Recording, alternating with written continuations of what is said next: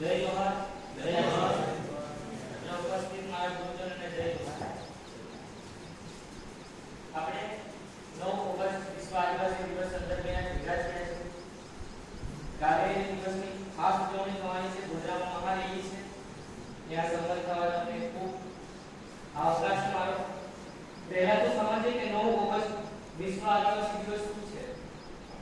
વિશ્વ આદિવાસીઓએ માનવ અધિકારો માટે 1982 માં સંયુક્ત રાષ્ટ્ર સંઘ દ્વારા એક સમિતિની રચના કરવામાં આવી અને એ સમિતિએ 9 ઓગસ્ટ 1982 એ પહેલી સમિતિ બનાવી. ત્યારબાદના 10 વર્ષ બાદ એટલે 1992 માં પૃથ્વી પરિષદનું આયોજન કરવામાં આવ્યું અને પૃથ્વી પરિષદના આયોજનમાં અમારા કેટલાક આદિવાસી ભાઈઓએ ભાગ લીધો અને વિશ્વ સમક્ષ અમારી પ્રકૃતિ અને સામાજિક જે સમસ્યાઓ વગેરે ત્યાં આગળ ઉલ્લેખ કર્યો અને ત્યારબાદ 1993 માં 11મા અધિવેશનને જાહેર કરવામાં આવ્યું સંયુક્ત રાષ્ટ્ર સંઘ દ્વારા કે 9 ઓગસ્ટ વિશ્વ આદિવાસી દિવસ એ તરીકે ઉજવાશે.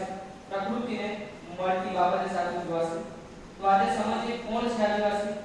આદિવાસીનો મૂળ અર્થ થાય છે આદિ એટલે જૂના અને વાસી એટલે રહેવાસી એટલે કે ભારતના મૂળ નિવાસી એટલે આદિવાસી. પ્રકૃતિ પર નિર્ભર રહે છે. તેનો કોઈ ધર્મ નથી. એક સભ્યતા છે, એક સંસ્કૃતિ છે અને સંસ્કૃતિ એટલે કે પ્રકૃતિ પર પૂર્ણ રીતે નિર્ભર કરે છે. અને જ્યારે તેમના સ્વાભિમાન, સન્માન અને જળ, જમીન, જંગલ પર વાત આવે ત્યારે તે અડીખમ ઉભા રહીને વિરોધ કરે છે.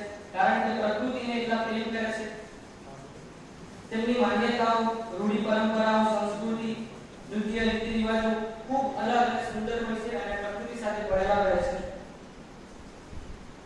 આજે વિશ્વ આદિવાસી દિવસ સંદર્ભે હું મારા ભગવાન રૂપી મારા બિરસા મુંડા તાત્યામાં મોટાણા પૂજા ભેટ તેમને જોહાર કરીશ. તેવી જ એક વીર જાતિ વિશે હું થોડું બોલીશ કારણ કે હું મારા ઇતિહાસને અને મારા વીર ભાઈ અને બહેનોને ગર્વ અનુભવ કરાવવા માંગુ છું. જે મૃત્યુથી ડરે નહીં એ છે વીર. જેની ગરદન યુદ્ધમાં જીતી નથી એ છે વીર. મુગલો સામે મહારાણા પ્રતાપની ગરદન ચૂકવા નથી છે વીર. જેઓ દેશમાં ગણતંત્ર સ્થાપિત તે છે વીર. જેના ભારત પર રાજ કર્યું અને અરબી, મુગલો અને બ્રિટિશોને હાકી કાઢ્યા છે વીર. શૌર્ય અને બહાદુરી ભર્યું ઇતિહાસ કહ્યું છે મારા વીરોનું. અને મને ગર્વ થાય છે કે હું ભારત દેશમાં જન્મ્યો અને હું વીર આદિવાસી જાતિમાં મારો જન્મ થયો. वनवासी नहीं आदिवासी हैं हम, वनवासी नहीं आदिवासी हैं हम और आदिवासी नहीं भारत के मूल निवासी हैं हम. जय जोहार, जय आदिवासी, जय संविधान, जय वीर.